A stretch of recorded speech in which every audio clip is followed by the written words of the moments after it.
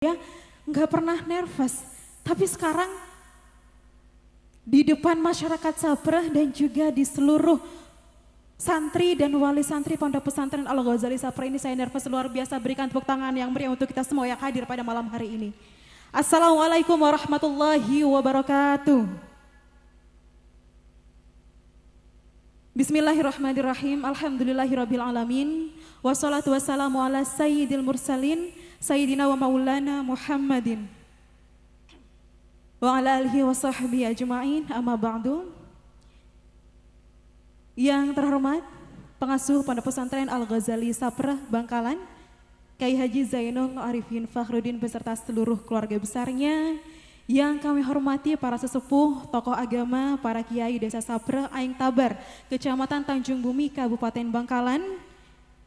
Yang kami hormati segenap pemangku kebijakan negara yang dalam hal ini hadir Kepala Desa Aing Tabar, Kecamatan Tanjung Bumi, Kabupaten Bangkalan, Bapak Jayus Salam SIP. Juga kami kepada yang kami banggakan dan juga kami cintai segenap pengurus Pondok Putra dan juga Pondok Putri Al-Ghazali Sapreh, segenap santri, segenap wali santri, dan juga segenap hadirin yang tidak bisa saya sebut namanya satu persatu, namun tidak mengurangi rasa hormat dan ta'zim saya. Berikan tepuk tangan yang meriah. Sekali lagi, lebih meriah lagi. Hadirin Bapak Ibu tamu undangan yang berbahagia beserta segenap santri yang saya cintai. Sanjung syukur teruntuk Zat yang Maha Luhur Allah Subhanahu wa taala karena pada malam hari ini kita semua diberikan kesehatan untuk mengikuti acara Haflatul Milad yang ke-99 Pondok Pesantren Al-Ghazali Sapreh Bangkalan. Shalawat dan salam semoga senantiasa tercurahkan kepada junjungan kita, idola kita, panutan kita Nabi Agung Muhammad SAW. Enggak dijawab, Mas. Hadirin Bapak Ibu yang berbahagia, tanpa menunggu lama lagi, kita pada malam hari ini akan membahas tema yang luar biasa, Indonesia damai dengan saling memaafkan. Dan untuk itu kami mohon kehadirannya, kami mohon kesediaannya kepada narasumber yang sangat luar biasa. Beliau merupakan Ketua Aswajnu Center Jawa Timur, seorang dai kondang, Kiai Haji Ma'ruf Hozin. Kepada beliau dipersilahkan.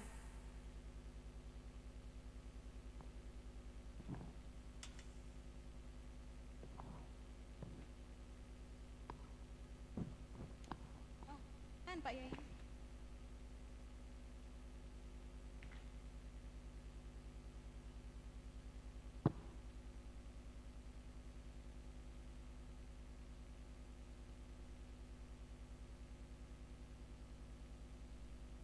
Enggak tepuk tangan tak Bu?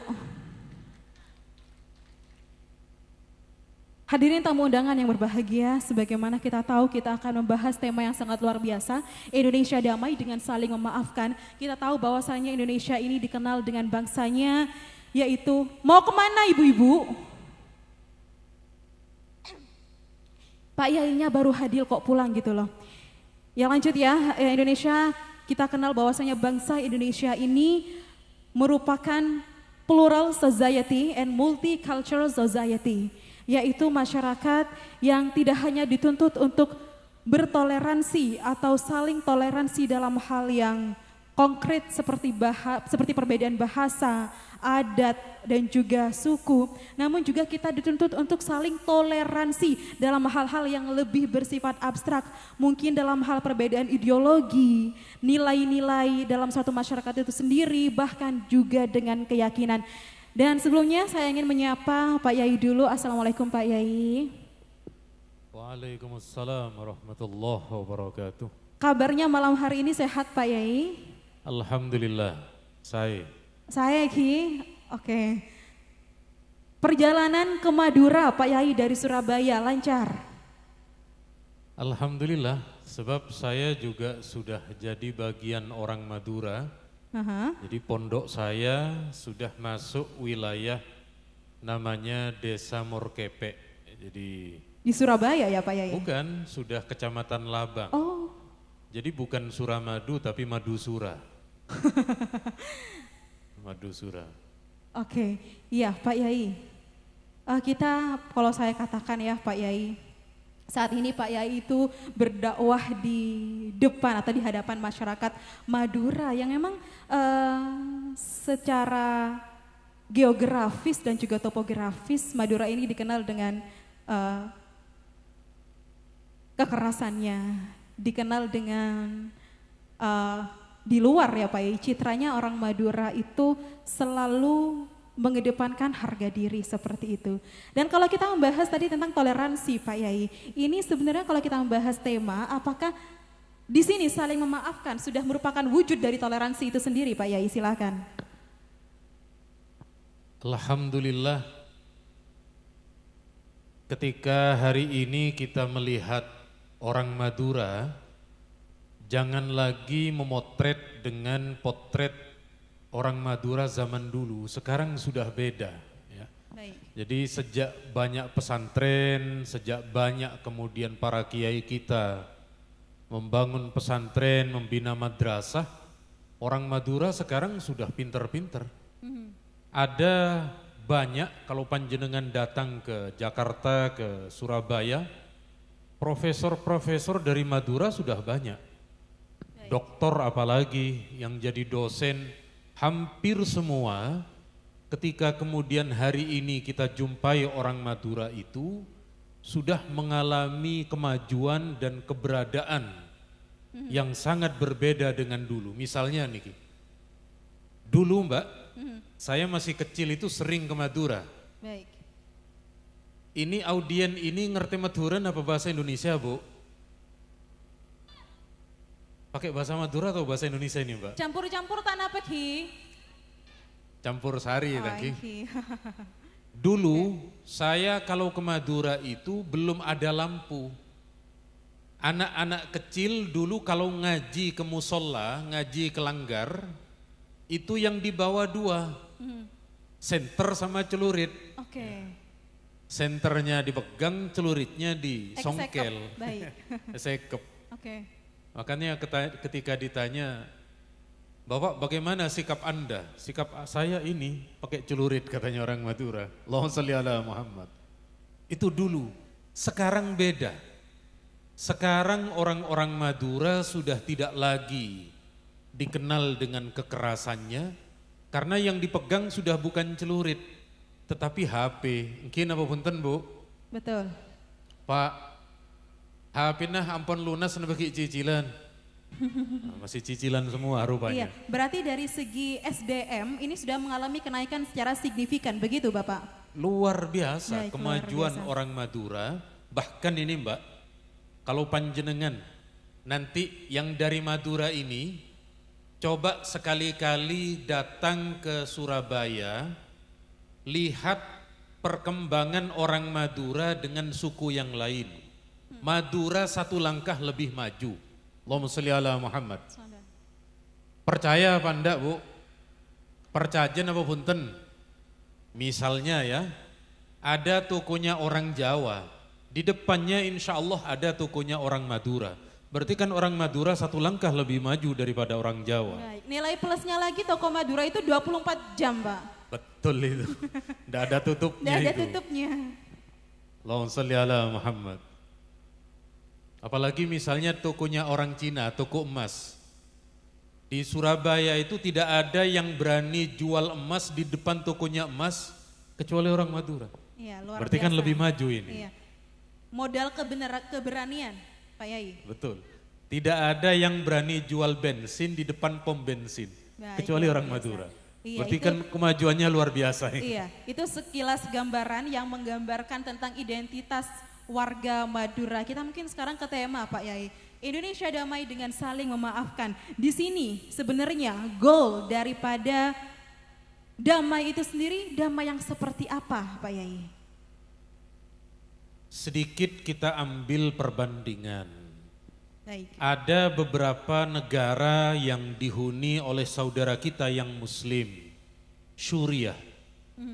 Suriah itu dulu negeri yang aman damai. Sejak tahun 2012 ketika ada konflik kemudian perang. sampai sekarang belum ditemukan sebuah kedamaian seperti sedia kala. Ada negeri lagi namanya Afghanistan. Afghanistan itu mayoritas Muslim. Setelah kemudian terjadi peperangan, sampai sekarang mereka belum menemukan ketentraman dan kedamaian. Belum lagi Afghanistan, Uzbekistan, Pakistan, kecuali Pacitan sama Magetan, Mbak. Kenapa, Bu? Miakela, kenapa, Bu? Karena Pacitan dan Magetan itu bagian dari NKRI. Ternyata di antara negara yang nikmat kemudian di situ tidak terjadi konflik, tidak ada terjadi ketegangan, tidak ada saling bunuh antara satu dengan yang lain, disitulah yang kemudian disebut negeri aman dan damai. Baik. Makanya Nabi Ibrahim itu ketika beliau berada di kota Mekah, Nabi Ibrahim berdoa, Rabbi ja'al hadza baladan amina. Ya Allah, jadikan negeri Mekah ini negeri aman damai. Kelanon, Bu, tak langkong, Pak. Indonesia ini ndak ada ceritanya di Quran didoakan, itu ndak ada. Tapi kenapa hari ini Indonesia kok tetap aman damai? Karena ada kiai, karena ada ulama, karena ada guru-guru kita yang semuanya itu mengajarkan kedamaian dan ketentraman. Baik, luar biasa Pak Yai. Kemudian dari tema kita pada malam hari ini, Indonesia damai dengan saling memaafkan. Di sini substansi daripada memaafkan itu sendiri seperti apa sih Pak Yai? Apakah itu memang menjadi modal dasar untuk mencapai Indonesia yang damai? Oh enggak, betul. Ini kan kita bermaafan, ini kan momentumnya kan karena Syawal ya. Syawal itu, Bu, kalau di Madura biasanya ada tradisi apa, Bu? Pak? Tradisi apa, Bu? Aseporah halal bihalal. Kalau di Madura hampir yang namanya saudara sesama Muslim itu saling bermaafan. Sekarang sering orang bertanya, mana dalilnya halal bihalal? Dalilnya halal bihalal terdapat dalam riwayat Imam Bukhari. Dari Abu Hurairah kata beliau, Rasulullah sallallahu alaihi wasallam bersabda, "Man kanat indahu madlamatun li akhihi falyatahallalhu minha." Barang siapa yang punya salah kepada orang lain, kalau ada di antara dua tretan yang saling menyakiti, satu bertengkar dengan yang lain, falyatahallalhu. Nabi menyuruh minta kehalalannya. Minta halal nih, Bu, minta halal ini, Pak, bahasa lain adalah memaafkan. Jadi kebiasaan kita yang diperintah untuk halal bihalal, saling aseporah, yang satu meminta maaf, yang satu kemudian membuka pintu maaf sekaligus memberi maaf. Sekali lagi berdalillah. Dalilnya kitab apa, Bu? Dalilnya di kitab mana, Pak? Kitab Bukhari. Kiai Zainul Arifin Kinto. Beliau sama seperti saya mondok di Ploso, sama-sama ngaji kitab Bukhari. Makanya apa yang diamalkan oleh Kiai Zainul dan keluarga, Kiai Zainul dengan kiai-kiai yang lain, tinggal ngikuti. Kenapa? Karena yang beliau amalkan ini memiliki landasan dalil, memiliki amalan yang telah dicontohkan oleh para ulama kita sejak dahulu. Iya, baik, luar biasa Pak. Penjelasan yang sangat luar biasa tentang substansi daripada apa itu saling memaafkan. Dan kita tadi sudah sempat menyinggung tentang identitas dan juga karakteristik masyarakat Madura. Juga tadi sempat Pak Yai singgung goals daripada Indonesia damai itu seperti apa. Kemudian Pak Yai, untuk mencapai Indonesia yang damai itu dimulai dari substansi yang terkecil. Betul ya Pak Yai ya? Kalau betul. Kita ingin membangun sebuah negara yang damai itu berarti berangkat dari unsur-unsur terkecilnya, misal dari desa. Nah, kalau saya mengaitkan Indonesia damai dengan saling memaafkan dengan Pilkades Pak Yai. Kemarin Pilkades Pak Yai. Awalnya 149 desa se-Kabupaten Bangkalan, kemudian ada perubahan menjadi 147 desa se-Kabupaten Bangkalan ini serentak mengikuti Pilkades.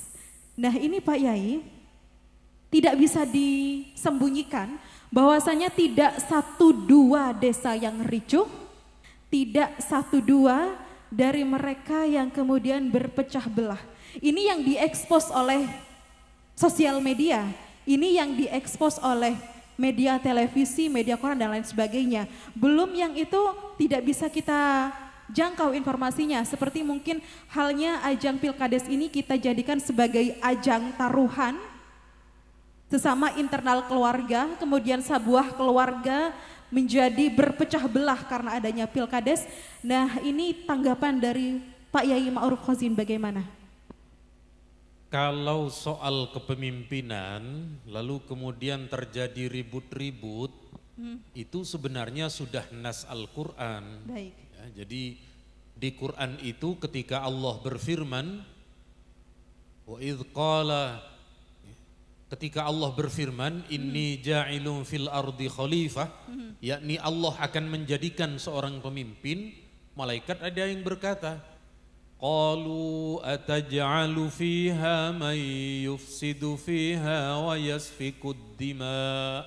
Bukan cuma soal Pilkades, ada juga yang masalah pilihan bupati, betul, pilihan dewan dan seterusnya. Betul. Jadi sekali lagi masalah ini sudah kodrat manusia, tetapi saya yakin tretan-tretan Madura, kak-tuan, mantuan, mereka akan legowo, mereka ada kesadaran, mereka memiliki kecintaan untuk merawat kebersamaan daripada harus kemudian terjadi hal-hal yang tidak diinginkan.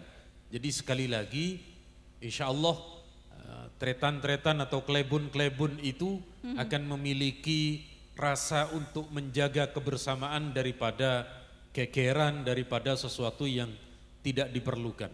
Iya baik, luar biasa. Jadi intinya ini berangkat dari kesadaran masing-masing individu maupun kelompok, begitu ya Pak Yaya. Kemudian kalau dulu ya Bapak, Bu Kak Kama, Bu. Kak Kama Mas.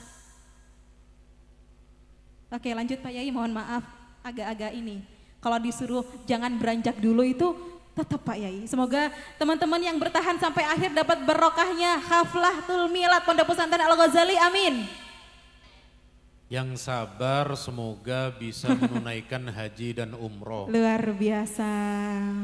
Oke Pak Yai, masih membicara tentang Pilkades sebelum kita membahas tentang tema kita pada malam hari ini lebih lanjut lagi. Kalau dulu Pak Yai saya kenal dengan lagu kebangsaan Maju Tak Gentar Membela Yang Benar Pak Yai. Kalau sekarang itu Maju Tak Gentar Membela Yang Bayar. Betul? Betul Pak? Ibu-ibu setuju? Kalau dulu maju tak gentar, membela yang benar. Sekarang maju tak gentar, membela yang bayar. Ini hukum fikihnya sebenarnya bagaimana Pak Yai? Kalau sebentar Bu, malah tak ngantok tangki. Di Madura itu ada lomba nyanyian Bu.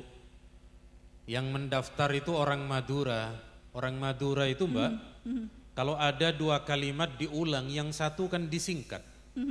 Taman kanak-kanak kan bukan taman kanak-kanak kalau di Madura. Oke. Kenapa Bu? Taman nak-kanak, bukan kanak-kanak, tapi nak-kanak. Sate-sate bukan sate-sate di sini. T-sate. T-sate. Nah, kemudian ketika ada orang Madura ikut lomba, lagunya itu. Bunga-bunga berseri penuh warna-warni. Tepuk tangan untuk kita semua. Karena yang ikut lombanya orang Madura lagunya beda. Gimana? Ngabungari seri no penuh nawarni. Menang napa punten Bu? Menang munjurin orang Madura. Allahumma sholli ala Muhammad. Jadi sekali lagi intinya, bagaimana ketika kemudian hukum fikih berkait dengan masalah riswah. Kalau riswah sudah jelas, yakni apa? Kalau ada seseorang yang kemudian ingin mencapai sebuah keinginan dengan cara menyogok, dengan cara memberi uang pelicin, sudah jelas fikihnya. Cuma hari ini ada hilah ya, semacam orang-orang sekarang kan pintar mencari hilah. Jadi ketika ada hukum haram, lalu sekira bagaimana tidak masuk kerana haram itu, ada celah hukum. Celah hukum ini yang dipakai. Betul. Ada yang merasa begini, dan itu ada di kitab-kitab fikih kita. Kalau ada orang yang merasa berhak, ini saya sudah berhak menduduki jabatan itu, tetapi yang lain semua pakai uang, yang lain semua pakai menyogok. Andaikan orang yang benar ini tidak memakai uang, dia akan kalah, maka dengan cara itu dia boleh. Bolehnya bukan karena boleh nyogoknya, tetapi karena memang sistemnya sudah seperti itu. Nah, makanya sekarang ini hampir siapa yang kemudian tidak mengeluarkan biaya, makanya orang sekarang menyebut itu dengan, ini bukan istilah sogok menyogok, apa? Ini biaya operasional pemilihan. Baik. Nah, ini sebenarnya pada yakin to aslina, yang cuma napanya mana? Kenapa bu kalakal bu? Ya, orang-orang sekarang sudah pinter-pinter menghilah hukum itu. Maka sekali lagi ngereng beabeen kintoh terkait dengan masalah itu, ngereng kemudian sekuat tenaga menghindari perbuatan riswah tersebut. Iya, luar biasa Pak Yai.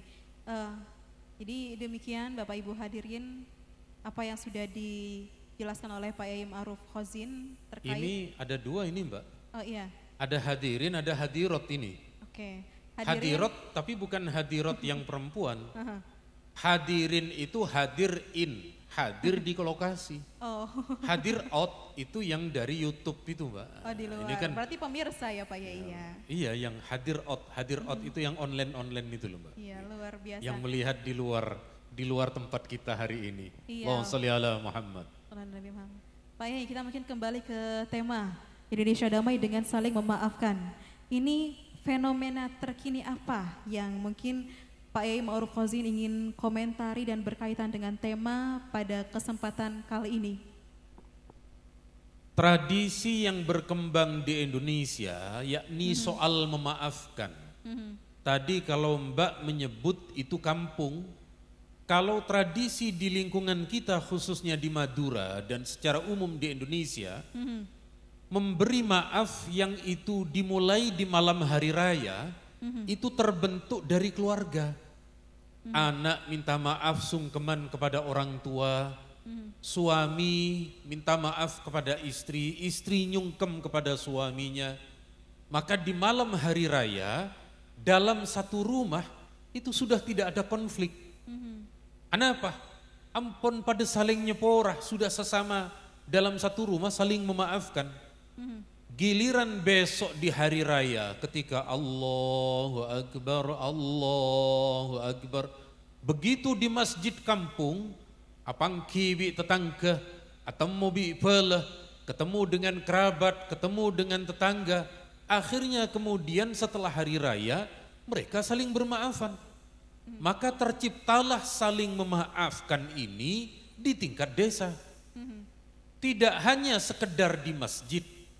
Kalau Mbak mungkin tinggal di kota, saya juga setengah kota Bu. Meskipun saya sebenarnya ada di wilayah Madusura, tetapi aktivitas saya lebih banyak ngaji di Surabaya. Makanya kata orang-orang itu kalau kecamatan Labeng, itu masuk wilayah Surabaya Utara Mbak. Sorpejadajah Jebon. Maksudnya Sorpejadajah itu ya utaranya Surabaya. Ternyata di Surabaya dan di kota besar, atau misalnya di kantor bupati, di kantor Pak Camat, halal bihalal itu tidak hanya sekedar sesama muslim, ketemu dengan orang-orang Kristen, ketemu dengan orang-orang Hindu, ketika berada dalam satu lingkungan negara yang sama, mereka saling memaafkan. Maka sekali lagi akhirnya satu bangsa kita ini tercipta satu keadaan yang saling memaafkan antara satu dengan yang lain. Lakum dinukum waliyadin. Ini ya, gelanon urusan ibadah. Kalau urusan nyembah pangeran, lakum dinukum waliyadin. Ba'abaan kintoh tak rok norok tidak ikut-ikutan ibadah mereka, sebagaimana mereka tidak ikut-ikutan ibadah dengan kita. Tapi ketika berkaitan dengan sosial atau tanggah non muslim, wajib dihormati kintoh. Kitab Ihya dijelaskan kintoh. Punya teman non muslim wajib dihormati. Kenapa? Karena kalau di dalam urusan sosial atau tanggah jual beli, cak kancaan, ketika mereka ini non muslim tetap harus dijaga. Kim medalilah surat Al-Mumtahanah ayat 8. Allah adabu la yanhaakumullahu 'anil ladzina lam yuqatilukum fid din wa lam yukhrijukum min diyarikum an tabarruhum wa tuqsitu ilaihim. Mun bada yang berbeda agama non muslim, selama mereka tidak memerangi kita dan mereka tidak mengusir dari negeri kita, maka Allah tidak melarang, Allah membolehkan untuk hidup berdampingan damai dengan mereka, untuk bertetangga dengan mereka, awal jualan dengan mereka, guru murid ketika sekolah misalnya, sekolah bahasa Inggris, sekolah macam-macam yang itu urusannya urusan ilmu dunia, maka sekali lagi diperbolehkan dan dibenarkan. Intinya dari syariat agama kita memaafkan. Yang di Indonesia ini dikenal dengan halal bihalal, ketika kemudian sudah se-Indonesia, satu negara ini mengamalkan, maka di negara kita ini tercipta sebuah keadaan aman, damai dan tentram. Fahimtum? Fahimna. Ngerti apa punten Bu? Yulang na pole, fahimtum? Fahimna. Kalau ada pertanyaan antum Bu, kalimat antum diganti lagi. Fahimtum, Falestitum, Palestina, Filipintum, Argentum. Bal-balan hafal semua ini Pak Madura Pak. Barcelontum. Ada Messi, kenal semua Madura. Berarti kan sudah global pengetahuannya ini. Iya, luar biasa. Maimontum, Maimuna. Beda Mbak Maimuna gitu. Allahumma sholli ala Muhammad. Iya Pak Yai. Kemudian selain yang dijelaskan oleh Pak Yai tadi, apa yang bisa kita upayakan dalam rangka berpartisipasi menuju Indonesia damai Pak Yai? Apa yang menjadi sumbangan kita untuk menjadikan Indonesia ini aman dan damai? Benar.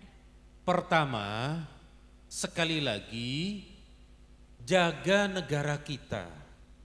Cek panggempang mekafir Indonesia. Ini Indonesia negara tauhid, negara kafir. Jangan. Kenapa? Gelanon Bu. Gelanon.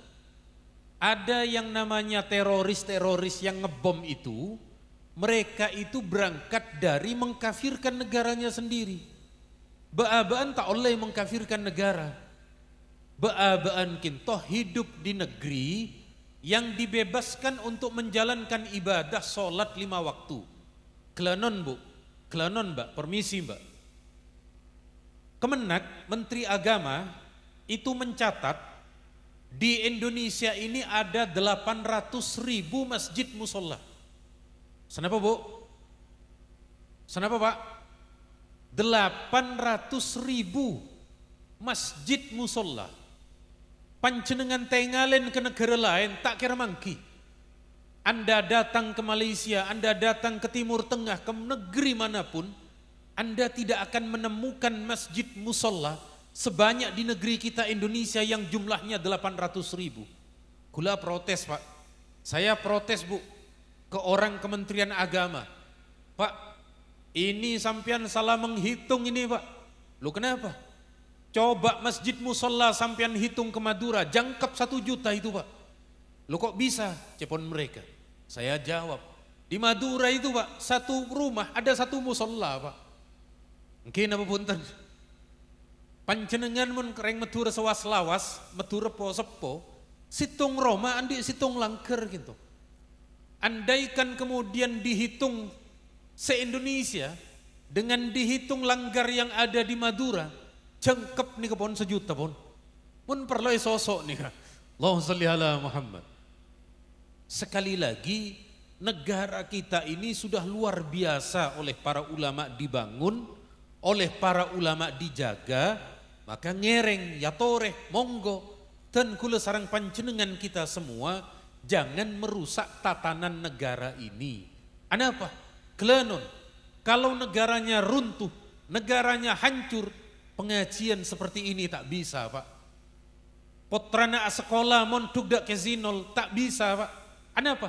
Negara na hancur, negara na perang.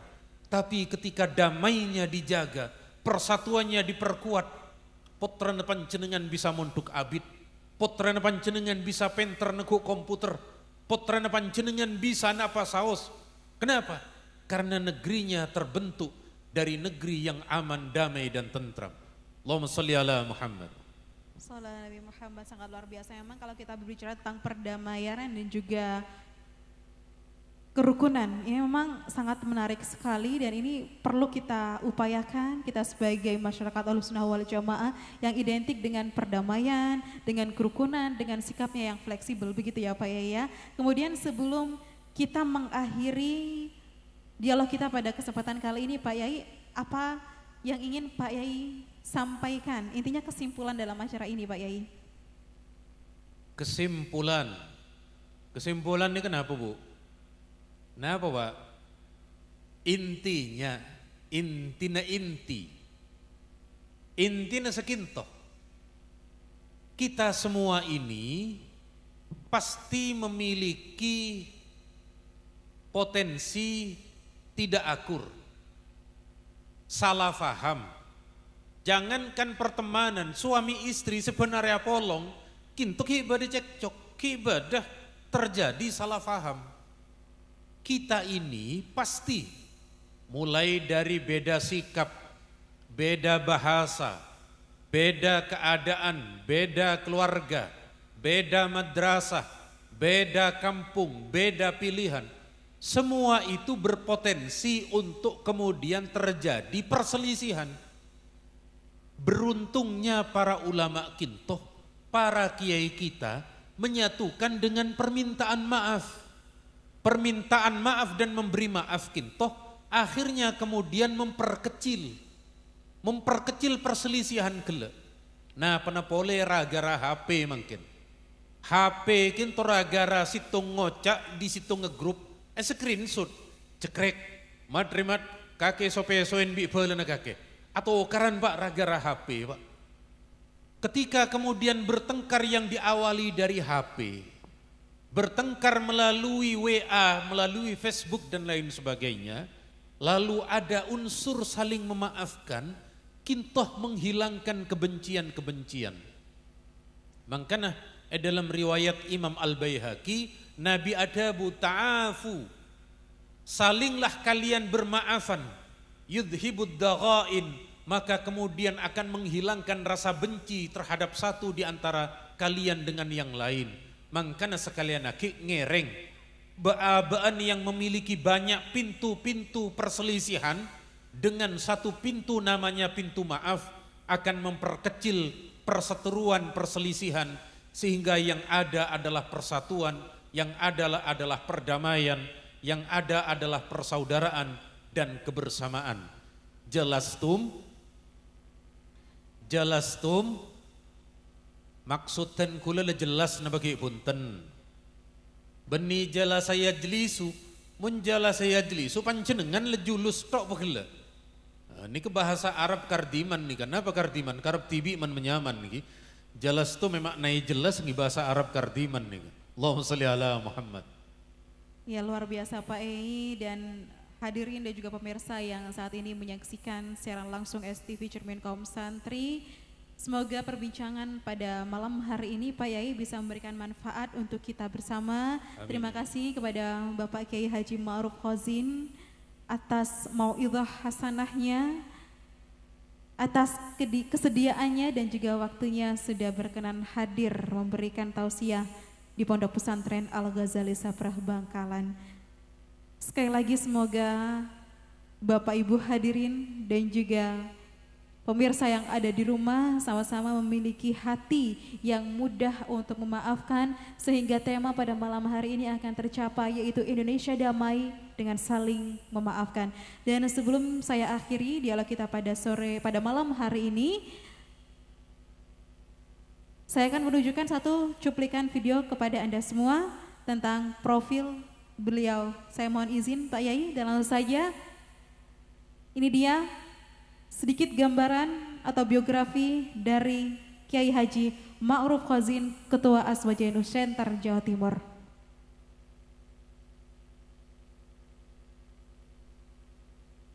Beliau adalah Direktur Aswaja Center Jawa Timur, Ketua Komisi Fatwa MUI, pengisi dakwah di stasiun TV nasional. Pendidikan agamanya ditempuh di pesantren yang terkenal ketat dalam ilmu nahwu, syaraf, serta disiplin ilmu fikih yang sistematis.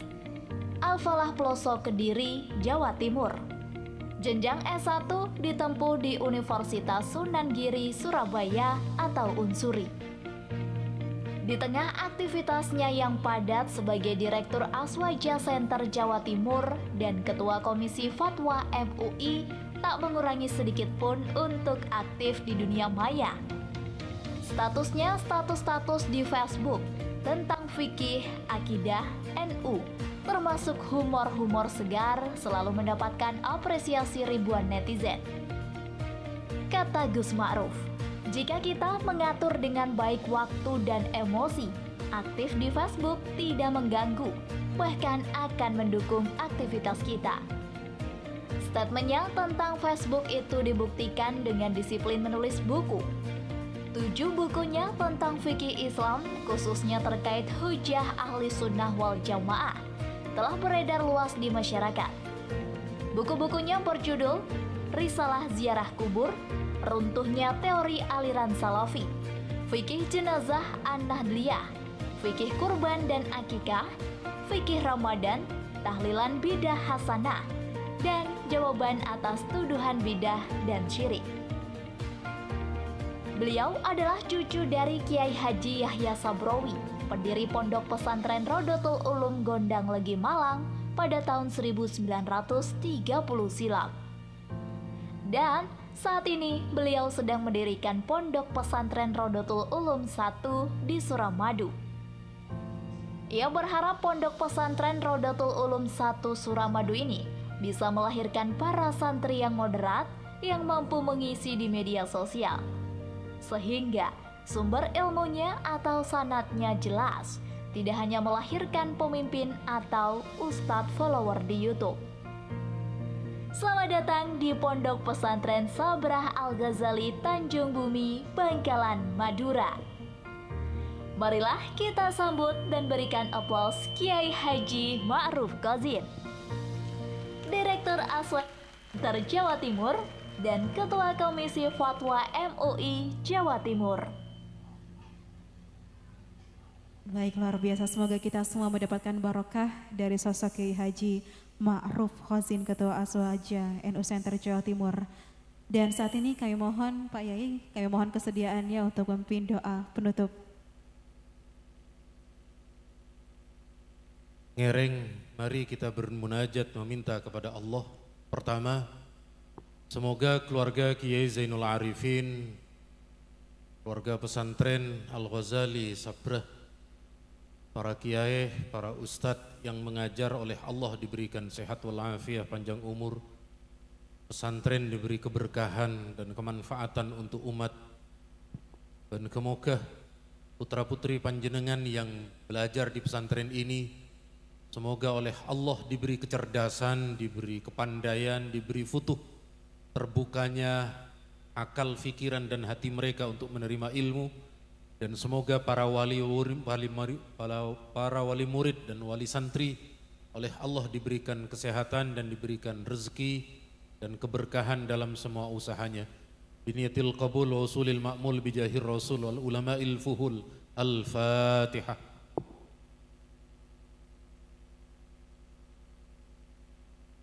اللهم صل وسلم على سيدنا محمد الحمد لله رب العالمين ربنا ظلمنا أنفسنا ولم تغفر لنا وترحمنا لنكونن من الخاسرين اللهم ربنا لا تدع لنا في مجلسنا هذا ذنبا إلا غفرته ولا عيبا إلا سترته ولا هما إلا فرجته ولا دينا إلا قضيت ولا طفلا إلا أسرعت ولا رزقا إلا وسعت ولا مرضا إلا شفيت ولا بابا إلا رفعت ولا تلميذا إلا علمت ولا معهدا إلا باركت فيه ولا حاجة من هوائج الدنيا والآخرة هي لك رضا إلا قضيتها ويسرتها يا مدبر دبر يا من يسر يسر سهل لنا كل عسير فإن تيسير كل عسير عليك يسر يا من لا يحتاج إلى بيان وتفسير ما نحتاج إليك كثير وأنت به خبير وبصير بجاه النبي البشير على ما جرت بالمقادير ربنا آتنا في الدنيا حسنة وفي الآخرة حسنة وقنا عذاب النار وصلى الله على سيدنا محمد الحمد لله رب العالمين الفاتحة.